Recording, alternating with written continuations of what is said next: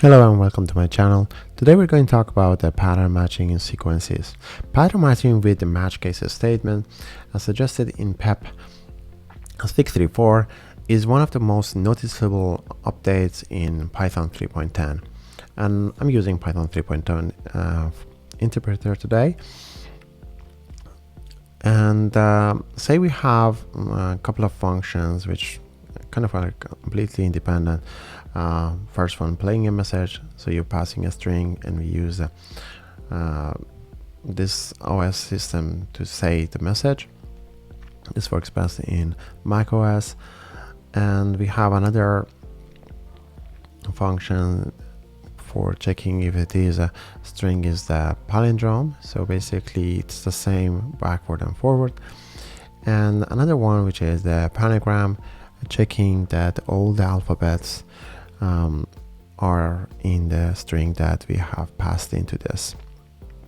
So we are importing the strings, getting a set of the alphabet characters, and checking in the alphabets that we have are less than the basically sets of the characters that we have in that string. And the other function that we have is the rotating the vector. So basically we pass in a vector and the degrees that we want to rotate, and this is a simple math that you could find in this equation anywhere. And the other one is basically invalid command exception. And we have a general command or general function which basically we're passing the message. And what we're gonna do is like to use the match. So we have the match here and the message that we have, it just goes in here, and we have the case checking. So the first one, we're basically checking the first entry of this message.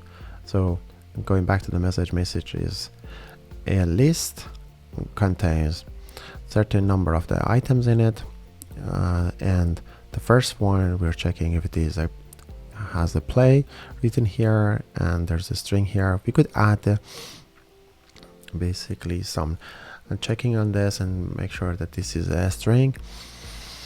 And in this case we're gonna play the message and passing this. And the other one we have the rotate. In this case you see that the array is of size 3 and the rest of them are size 2. And the case that we have a size 2 again is the palindrome. So basically the first entry is palindrome, and we have the string. So we're gonna execute this function. In the case of panagram, we're gonna execute the isPanagram function. Otherwise, for any other case, we're gonna raise this invalid command error and stating that no match with any of the cases found, and we're gonna print out basically the message or the array that we passed into this, starting from the beginning. So maybe first we execute this one by running the shift enter, and then we're gonna execute this one by pressing shift enter. Now we are going to call this function, this general command, by general command, and we pass in this basically message that we have. The array, as you can see, a list, and it has 2 entries. The first one is the play, and the second one is the string that we want to pass into it. Well done. Shift enter. And the second one is like we have an array of size 3, which has another array in second item. And the degrees, of course, the first one, which is the most important one in this case, is the rotate. So we're gonna pass in this one, and we got the results. And the other one is checking if it is a palindrome. Race car is the same both ways. And the other one is the panagram checking, and we're passing the quick brown fox jumps over the lazy dog, and this has all the alphabet characters in it. And if you're passing another array of that we are seeing here, say something like this, it doesn't matter, and basically execute this, and you see that we got this command error, and it says that the no match with any cases.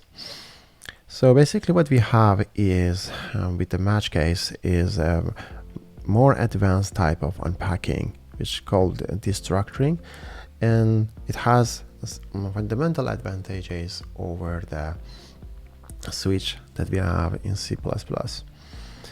Another example which highlights this is that say we have a list of the tuples in this case, which has the company name, some other information, and the lat and long, and we want to print out basically the company name along with the lat and long. For this we have the printing, and we're just on this one at the top, as you can see, and then we're looping through the records, and for record in the company headquarter, and we're doing the match case on the records, and we're saying in the case that the name, and then we're grabbing this as a tuple in here, and the two entries that we're not not using them, and then putting into print like we have here. We put 30 spaces for the company name and 10 spaces for the lat and long and 4 decimal points, and the results are, as you can see here, the company names, latitude and longitudes of their headquarters. So we had these two excess items that we had here. We used the underline. We could put as many as we wish, but we could grab them with the star, as we saw in the previous recording, my videos. And here we could change the code to have the name of the company and a star extra and lat and long. So now if we execute this one, of course, for the last it's gonna keep the last execution because we're not putting into any list or something, but we could definitely do that again, say dummy.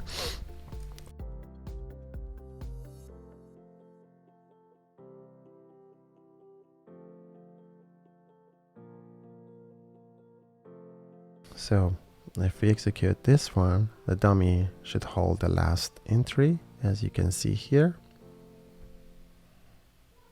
And I'm just gonna put the dummy list in here, and as you can see, it has only the last item in it. Interesting. And of course, it's quite easy to figure out the reason, because we put it in here. We should have had it in at the top. So executing again, you see that we have it all that the dummy values in here. So this pattern matching works for a sequence if the subject is a sequence and it has the same number of the items, and each matching item matches, and that should also work for the nested items inside that. Match case doesn't work in the case of the string, bytes, and byte of an array, because they're not sequences.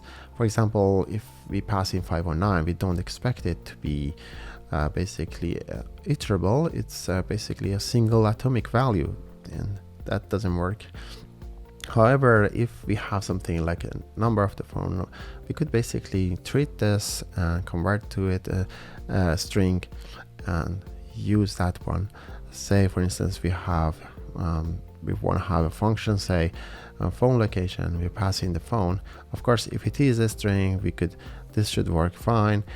Otherwise, if it is basically a digit, we're basically converting to a string, and it's gonna run through this and match this tuple of the phone, and it's gonna go through this. If the first item matches number 1, we're gonna say it's in North America, and in the case of 2, we say that it is something else, and etc, etc.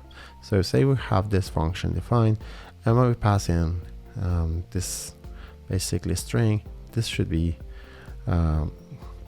working. Those North America and the Caribbean, it's going to print that one, that statement. And in the other case, if you even pass in the string, since we are converting to, I'm sorry, if we're passing even the digit, since we're converting to string, it should do the same. So there's another thing that we could do here is we basically can grab, do some basically some checking on the data to make sure that the types are as we should be expecting. So we're checking, we're doing the runtime checking by saying that we're expecting the string to be here, and we're expecting a float for the lat and long. And at the same time, we could record this and put them in the coordinate, as you can see here. And we're just passing the, I'm using the, and everything else is identical as before. I'm saying that the coordinate, the first entry I want to be as lat, and the second one is going to be the longitude. So it should be the same as before, except that we are doing the runtime checking. And the last thing is we could also add in basically some if statement to here to check on some of the entries here. Say for instance we had, and this the code that we had above, and we want to make sure we want to check if the longitude is greater than 0, and we could do this after the case statement finished. Then we say that if longitude is greater than 0, then on that case do the printing. So that should do this, and that's pretty much it. I hope that you find this video useful and you use the pattern matching in your codes. Please subscribe and comment. Till next time.